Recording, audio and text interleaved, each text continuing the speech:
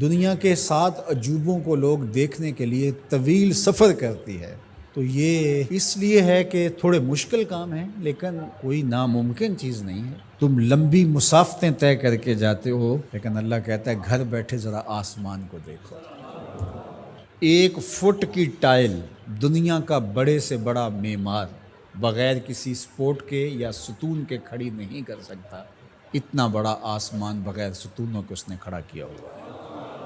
ذرا غور تو کرو، تدبر تو کرو، اور زمین کو دیکھو، زمین کیسے ہموار کر دی گئی۔ اللہ اکبر، دیکھنے کو تو مٹی ہے، لیکن اس مٹی کے اندر جب بیج ڈالتے ہیں تو مٹی کا رنگ کیسا ہے، اور جو بیج اگتا ہے وہ کونپل کا رنگ سبز ہوتا ہے۔ پھر اس کے اوپر شاخ، اور شاخ کے ساتھ پتے، پھر پتوں کے ساتھ کلیاں، اور کلیوں کے ساتھ پھر غنچے اور پھول، اور پھر پھل، اور پھل میں بھرا ہوا رس، رس کے اندر مٹھاس، اور اس کے اندر طبی خواص اور توانائی۔ مٹیالی زمین سے اگنے والے پودے کے رنگ میں سرخیاں کہاں سے آ گئیں؟ اس کے پتوں میں سبزی کہاں سے آ گئی؟ زمین کو سیلی ہے، لیکن اس سے نکلنے والے پودے کے اندر رس اور مٹھاس کہاں سے آ گئی؟ تم اپنی مٹی کو دیکھو اور آسمان کو دیکھو، کہیں ایک قدم بھی چل کے نہ جاؤ، تم خدا کو ماننے پہ مجبور ہو جاؤ گے۔ حضرت شیخ فرید الدین عطار کا ایک شعر مجھے یاد آیا، کیا خوبصورت بات کہی۔ سانئ کزتی صلاتی می کند، کیسا کاریگر ہے، مٹی سے بادشاہ بنا دیتا ہے۔ السلام علیکم ورحمۃ اللہ وبرکاتہ۔ ویڈیو اچھی لگی تو پلیز ویڈیو کو لائک کریے اور چینل کو سبسکرائب کریے۔ یوٹیوب پر ہو تو چینل کو سبسکرائب کریے، فیس بک پر ہو تو آپ پیج کو فالو ضرور کریں، اور ویڈیو کو شیئر کرنا۔ یہ جو زبان بول رہی ہے یہ مٹی سے بنی ہوئی ہے، یہ جو آنکھیں دیکھ رہی ہیں یہ مٹی سے بنی ہوئی ہے، یہ جو کان سن رہے ہیں یہ مٹی سے بنے ہوئے ہیں، یہ دماغ جو سوچ رہے ہیں اور جو صغرے کبرے ترتیب دے رہے ہیں، جو کہا گیا وہ بھی، جو میں کہنا چاہ رہا ہوں وہ بھی یہاں گھوم رہا ہے، یہ دماغ بھی مٹی کا بنا ہوا ہے۔ یہ سیاہ گھنے بال، یہ خوبصورت چہرہ، یہ رنگوں کی سجی ہوئی دنیا، یہ سب کچھ مٹی۔ یہ پھول مٹی سے نکلا، یہ انار مٹی سے نکلا، انار کے اندر جو پیکنگ ہے یہ مٹی کی بنی ہوئی ہے، اس کے اندر جو رس رکھا ہوا ہے، بھرا ہوا ہے، وہ بھی مٹی سے پیدا ہوا ہے، اس کے اندر مٹھاس بھی مٹی سے آئی۔ کیسا کاریگر ہے جو مٹی سے کبھی انگور بناتا ہے، کبھی کھجور بناتا ہے، کبھی اسی مٹی سے سبزیاں پیدا کرتا ہے، کبھی اسی مٹی سے پھل پیدا کرتا ہے۔ تو یہ مٹی سے اس نے کیا کچھ بنا دیا۔ اگر آپ دیکھ لیجئے یہ پوری کائنات مٹی سے ہی بنی ہے۔ یہ جو خوبصورت میز آپ کو دکھ رہی ہے یہ کہاں سے نکلی؟ یہ درخت سے آئی نہ، درخت کہاں سے نکلا؟ یہ مٹی سے نکلا۔ یہ لوہا کہاں سے نکلا؟ یہ مٹی سے نکلا۔ یہ ستون کہاں سے آیا؟ مٹی سے۔ یہ قالین کہاں سے آیا؟ یہ جو کپاس اگتی ہے اور یہ کپڑے بنتے ہیں یہ کہاں سے آئے؟ آپ بولیں گے مٹی سے۔ اپنے عضو کو دیکھ لیجئے، یہ سب مٹی سے بنے ہیں۔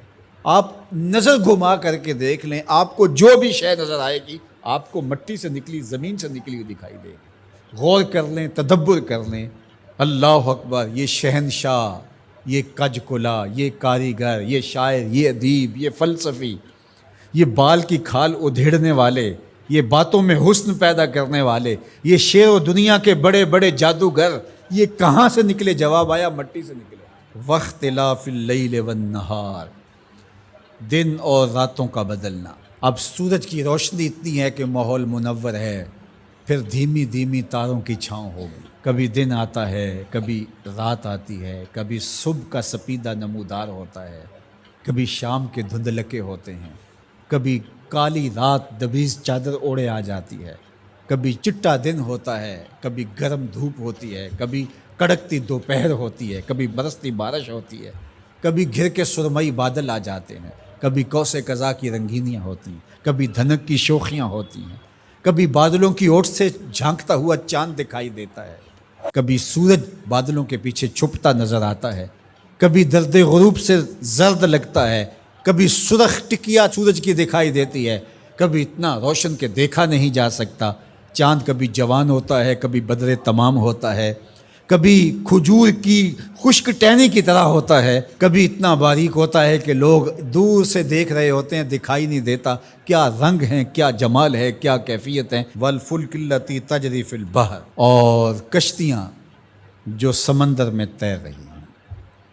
ایک فٹ کا لوہا لے کر کے آپ پانی میں پھینکو ڈوب جائے گا، لیکن ہزاروں ٹن وزن لیے ہوئے اس میں لوہا بھی ہے اور بھی چیزیں ہیں، ایک جہاز پانی میں تیرتا ہوا ایک ساحل سے دوسرے ساحل تک پہنچ جاتا ہے، ڈوبتا نہیں ہے۔ وما انزل اللہ من السماء من ماء، اور آسمان سے بارش برستی ہے، گھر کے بادل آتے ہیں، کبھی بوندا باندی ہوتی ہے، کبھی موسلادھار بارش ہوتی ہے، آسمان سے پانی اترتا ہے، کبھی برف کی شکل میں، کبھی شبنم کی صورت میں، کبھی بارش کی شکل میں، اور پھر کیا ہوتا ہے؟ فَأَحْيَا بِهِ الْأَرْضَ بَعْدَ مَوْتِهَا، زمین مری ہوتی ہے پھر زندگی آ جاتی ہے۔ یہ جو فیوجی پہاڑ ہے جاپان کے اندر غالباً، یہ سال میں 4 رنگ بدلتا ہے۔ ایک وقت آتا ہے برف سے بالکل سفید ہو جاتا ہے، پھر وقت آتا ہے کہ برف اترتی ہے تو اس کی سیاہی، اس کا رنگ نکھر کے سامنے آتا ہے، پھر اس کے اوپر سبزہ اگتا ہے تو پورا سبز ہو جاتا ہے، اور اس کے اوپر اگنے والے سبز کے اوپر لگنے والے جو پھول ہیں وہ سرخ ہیں، پھر وہ بالکل سرخ ہو جاتا ہے۔ کبھی دیکھیں تو وہ آپ کو سفید چادر اوڑے کوئی لیٹا ہوا دکھائی دیتا ہے، اور کبھی وہ مہیب سیاہ رنگ کا پہاڑ دکھائی دیتا ہے، اور پھر وہ سبزے کی چادر اوڑھ کے ملنگ بن کے بیٹھ جاتا ہے، اور پھر وہ دلہن بن کے سرخ رنگ کا جوڑا پہن کے نیا نظارہ دے رہا ہوتا ہے۔ تو پہاڑ تو ایک ہی ہے لیکن رنگ اس کے کئی ہیں۔ لآیات لقوم یعقلون، اللہ فرماتا ہے یہ نشانیاں ہیں اہل عقل کے لیے، اگر وہ تدبر کریں، غور کریں، تفکر کریں۔ جب کوئل کی آواز آتی ہے تو اس کے لہجے کے اندر یہ درد کس نے رکھا ہے؟ جب بادل گھومتے ہیں اور پانی لے کر کے ٹنوں کے حساب سے گھوم رہے ہوتے ہیں تو یہ کس نے سہار رکھا ہے ان کو؟ یہ آسمان بغیر ستون کے کیسے کھڑے ہیں؟ یہ زمین سے سبزے کیسے اگتے ہیں؟ ہم آکسیجن اپنے لیے ان ہواؤں سے کیسے کشید کرتے ہیں؟ رحم مادر کے اندر نقش و ونگار کیسے بنتے ہیں؟ زندگی کی رمق کیسے آتی ہے؟ حیات جاویداں کا نور کیسے ملتا ہے؟ رنگوں کی کائنات کیسے آباد ہوتی ہے؟ بچپن سے لڑکپن، لڑکپن سے جوانی، جوانی سے بڑھاپا، اللہ اکبر، اسی کی شانیں ہیں۔ تو کہا اگر تم غور کرو، تدبر کرو تو تم اس کے وجود کا انکار نہیں کر سکتے، اور جس تمہارے ایک رب نے یہ سب کچھ پیدا کیا، تمہارا حق ہے کہ تم اسی کو معبود مانو۔ تمہاری پیشانی، تمہاری جبین نیاز کسی اور کے آگے نہیں جھکنی چاہیے، تمہارا سر جھکے تو مالک کی دہلیز کے اوپر۔